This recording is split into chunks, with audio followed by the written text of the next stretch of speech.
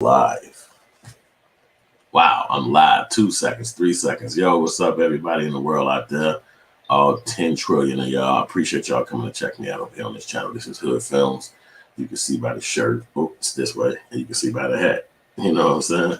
What's going on? So I appreciate y'all stopping by.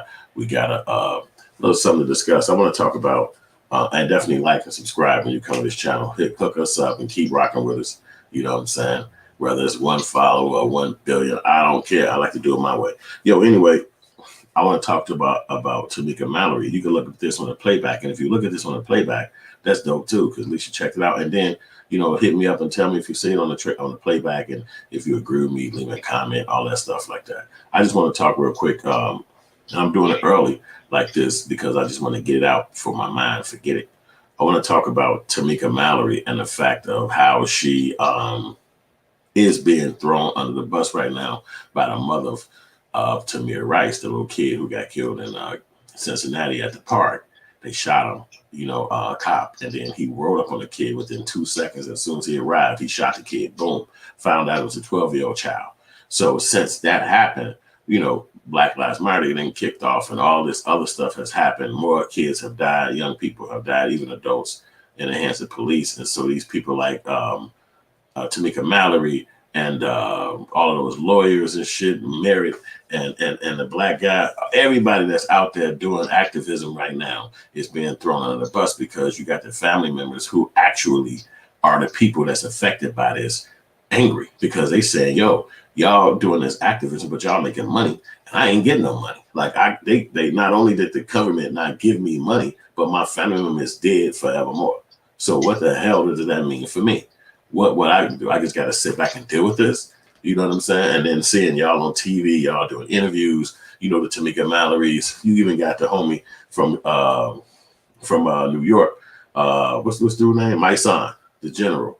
They basically are new activists who have been, and even I've heard that Tamika Mallory been around for 25 years. She got started in her 20s. So she's just not known on a national level, but she has been in the grassroots game. But now you got a lot more people in the game. You got lawyers, you got people that's out there on the front line, and they have become celebrities. And so you got people like her, like the family members of the girl who's angry. So my question to you is that woman right for being angry like that? Or should she basically let it be? Because, and I look like it in my quick opinion, is that it's basically infighting. You know, you got a common enemy with this white supremacy and white folks who try to kill blacks, and they give money and power to cops. You got that, but who nobody can thwart them. Nobody can topple them. Nobody can break them down. Nobody can make them apologize or feel sympathy. So they get to just operate literally however they feel. But then when you look at a black person like Tamika Mallory or these lawyers and stuff, they're more tangible to touch. They're more tangible to attack and get after because nobody can attack white supremacy. Nobody can take it down. The woman, the mother, probably is more angry at the government and probably is more angry at the state for the way things have went down than she is with those people. Those people, you can call them opportunists.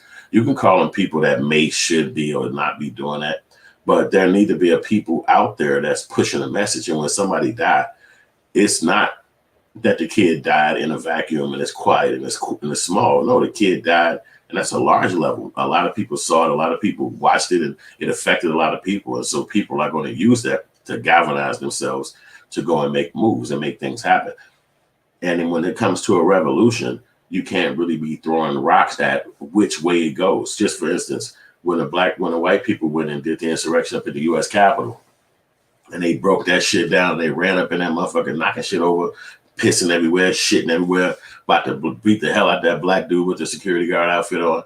Did no white people come out and say, y'all wrong for that? What's wrong? Why y'all insurrecting? I can't believe y'all did that. So that's just really dumb nigga shit to try to come against each other, against white supremacy. What the mother should be doing, and everybody knows she has pain. Everybody knows she's dealing with the fucked up end of losing a child. But what would be more logical to do would be try to fight against white supremacy. But we all know it's nowhere stopping it. It's nowhere thwarting it. And you're not going to get white people to understand, have a heart, put you on ABC and all that dumbass shit for the next 6 months. They don't give a fuck about your pain. So the only people who are going to care is people that look like you. So you're going to have that interaction of a battle. So I don't think she's a scam, but I think that putting yourself out there in the world fighting against white supremacy, you're gonna have black people that ain't gonna like you. You gotta think we were all taken and put down in the bottom of a fucking ship, brought over here, beat the shit out of, and then made to have sex and reproduce people. Here we are, 5, 6, 7 generations down the line. That pain is still in us. So we don't have in our heart to go and say, well, it would be better for her to yell at Tamika Mallory and the my son and all the lawyers that's associated with the cases that's dealing with Black Lives Matter and all that. It would be better for her to do that than take a big ass rifle and go shoot up one of these buildings where white people sitting in their office at, or go to her job and shoot up a bunch of Caucasians and say, hey, y'all shot my baby. So sometimes you just got to accept the way people are grieving. She's grieving the fact that the kid died and nobody can stop it. Nobody can throw it away supremacy. Nobody can help her. You know, they be so wicked where they won't even give you the money that if your family member died, they won't even give you the insurance behind that. They'll find reasons and loopholes why you can't get that. So that's just add insult to injury. So of course you're going to be upset. Of course you're going to be pissed off. And of course you're going to want answers. But coming at the activists, the young black activists, that's not going to stop shit. Tamika Mallory can't stop white supremacy.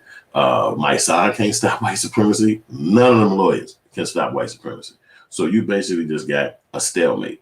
Everybody who can't fight against the big giant is just going to start fighting at the gate. You know, Goliath is over there. You read the Bible, just go fight Goliath, but nobody does that. They just stand at the gate and fight each other. And so what you're seeing is the typical thing.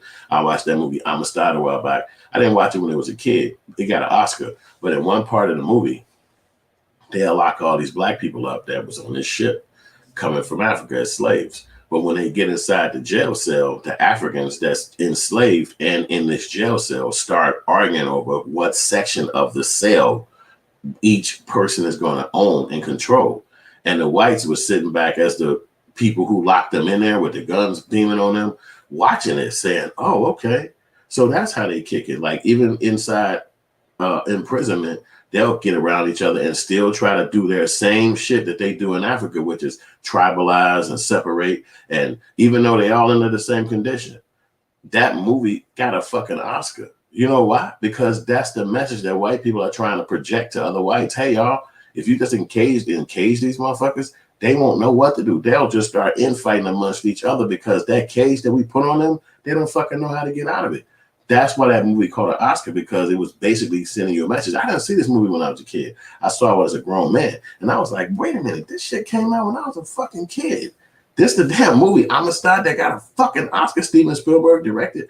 Why was that? Because they don't give a shit about how we feel. They don't care about if we pick up that message and understand that this is disrespectful. They want you to know that shit so that they can get, he got an Oscar for Amistad and he got an Oscar for Color Purple. Color Purple was the same objective. A black guy beating the hell out of a black woman, disrespecting her, demortifying her. When we all know that this was slavery. This is what slavery was. That motherfucker got an Oscar as a director for that film. Why? Because he's projecting a message that the savagery that blacks have is all within their own hands. We don't have shit to do with it. We brought you here, but okay, well, we were wrong for that. But everything else, that's on you. Having them infight like that is the same thing. You didn't even hear no white person come out and say the insurrection in Washington, D.C. is wrong. My name is John Schultz. I'm against it every single day. He ain't on YouTube with a YouTube channel still screaming, yo, this is wrong. I'm John Schultz. They tried to take over America. You don't see it. You don't see it. But as soon as the black woman get on there and say, man, I don't kill it. I really like how everything went down with the activists. We don't even know if she really had that much emphasis on being angry or if she was just making a statement. Or if she just making an observation. We really don't know. But the objective is what? Divide, conquer, get in that clock, block, get these motherfuckers to separate. You stand over there. You get your ass over there. Y'all don't like each other. Yeah, because she benefiting. Yeah, I'm watching her benefit. Yeah, and that motherfucker benefiting. What we gonna do? Have more infight, have more beef. Now, Tamika Mallory got to go out there and say, yo, I'm not like that. I'm not doing that. And this person, gay guy started. It's just one big clusterfuck. As we go into this drama, they get to continue to fucking run it. If you think I'm kidding, look at the music industry. Niggas that sit up there and battle each other to fucking shooting and killing each other, but don't own the masters, don't own the record stereos, don't own the record music, don't own the record labels, don't own the fucking radio stations. I don't know shit. But to fucking hurt each other over fucking rap words. This is what my movie Killer Rapper is trying to play upon and bring into awareness. That's why you should watch it right now. It's on this channel. It's free. And you should check it out for free 99. You'll love it. It's produced by me, directed by me, and starring me. And it's an hour long and it's official. But I talk about these kind of things because they matter to me. You know, these are things that I think that we should be passing down to the history of our kids. Let's not try to battle each other. Let's not try to come against each other, because when you see the other cultures, they don't do that. If you see an Asian person choking out a black woman in a beauty shop because she thought she was stealing some shit, don't no fucking Asian person get up and say, hey, you gonna kill her. What the fuck are you doing? They don't do that shit. They stand back and be like, watch that shit. They don't look. And that woman could have paid her. She probably even fucking customer came in that shop 500 damn times. But as soon as that one infraction happened and that male motherfucking Asian jump and choke her ass down, don't no Asian run to her motherfucking say, all right, let her up, let her up, let her up. They don't do that shit. They watch your ass get choked out till the fucking police come. And if you think I'm lying, you just fake as hell. You know goddamn well that happened. Don't no motherfucking people go against each other but us. That's how we rock.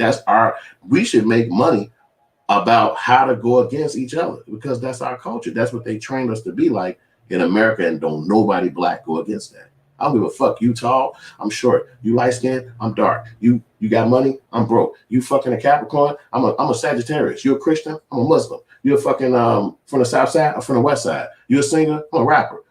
That's all we do. You're a preacher, I'm a minister.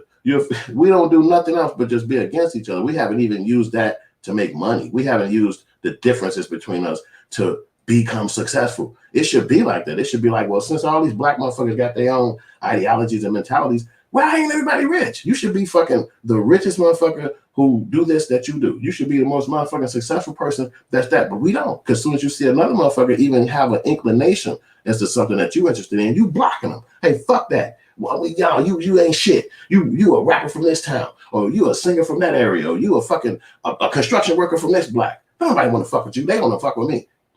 But everybody want to fuck with Caterpillar, and everybody want to fuck with Walden and whoever the fuck these other companies be. We don't have that in our culture, so we don't even know how to capitalize off of it. So you'll just see this infraction. It'll be these issues. The Black Lives Matter people who trying to protest and bring American blacks together. They into it with each other. It's gonna be more families that's gonna lose motherfucking black people in America. Why? Because ain't nobody came up with a plan to stop the murderous police. But we gonna start a plan of kicking Tamika Mallory out of the fucking being an activist. We're gonna stop her. What about the George Soros of the world who financed the Black Lives Matter? Why ain't the mother mad at them? It's just a sense of not knowing. She don't even know who the fuck the people are behind these corporations and these damn nonprofits. But she know who Tamika Mallory is. She put herself out there. She's a celebrity. She's a person with a face and a fan base. So it's like, yeah, you the culprit. You the reason. I'm going to just point at your ass and say you. Because if you found out who these corporation we people was, they're going to look just like that cop that killed her son. They're going to look just like the motherfucking lawyer who the prosecuted against them. How you going to fight them? They don't give a shit how you feel. They'll come right to your house, tell you fuck your case, and then send you a form with the state seal on that motherfucker saying, here's the records about your case. Don't like it. Stump that shit in the garbage and burn it. We don't give a fuck. But that's for you. And ain't nothing you can do about it. Hey, don't bring me these fucking forms. Don't bring this shit to my house. You don't get to say that. So all of the bullshit that you hear about, the Tamika Mallorys, the young boy, my son and all them, trying to use their time and effort to be activists and stop white supremacy and block all this stuff. We would fight in the cities that there's not too many voices at. You know what I'm saying? So they come out there with they being from New York, being from Baltimore, wherever they're from, these towns where it's a little bit known, and they go to these smaller towns and they make messages. They go to these all white areas and they make statements. I know that the woman lost her child and it's horrible, but they didn't kill him. And all they did is just utilizing that to say, hey, we have to come together and galvanize to stop this shit from happening. Now, we all know they can't stop it. So that's why we shouldn't be unfighting. It should be only all hands on deck trying to find a way to stop it, not trying to fucking way to stop them. Okay, shut that voice up. Now, they killed Martin Luther King. You got so many white people who quote him today. And that's not what Martin Luther King would have said. That ain't how Martin Luther King would have. Martin Luther King didn't preach like that. I was trying to kill the motherfucker when he was alive. Now you sit up here and quote his ass on every goddamn thing. It makes no sense, but that's how they'll do the Tamika Mallorys in the future. We throw her ass under the bus, like, yeah, get the fuck out of here. You just trying to get a check. And then she go into go about her business and forget about this shit. Some more shit happen, and now ain't nobody to speak up. Now they nobody that come together. Now in the next person come on, we like, no, you ain't nothing but another Tamika Mallory. Get out of here. So man, I think our culture need to probably have a press conference inside its own self and realize that these kind of people are helpful in our culture. It might not be what you do. You might work a job. You might be comfortable at work. You might doing the stuff from the inside out. You know how to come and working from the bottom up or whatever the fuck they call it. That might be what you do. But we need people like them to get out there. If not, there wouldn't even be a Martin Luther King for them to fake ass quote. He would have been somewhere else at work somewhere like shit. Nigga, I work at the damn. I'm a driver. I'm a truck driver. I see all that black activism shit. I drive right past it. But no, it took somebody to go put their time and effort in there. And that's why we celebrate that brother today. And people like Tamika Mallory, they're going to be celebrating in the future. So that's my opinion on that. I'm jumping out the window. That's all I got for y'all. It's 15 hot minutes, man. Go see my new movie, Killer Rapper. Go watch my book ain't over here. It's called How to Make a Hood Movie. It's going to be in the comment section, man. Thank y'all for watching. And I'll holler at you motherfuckers again later.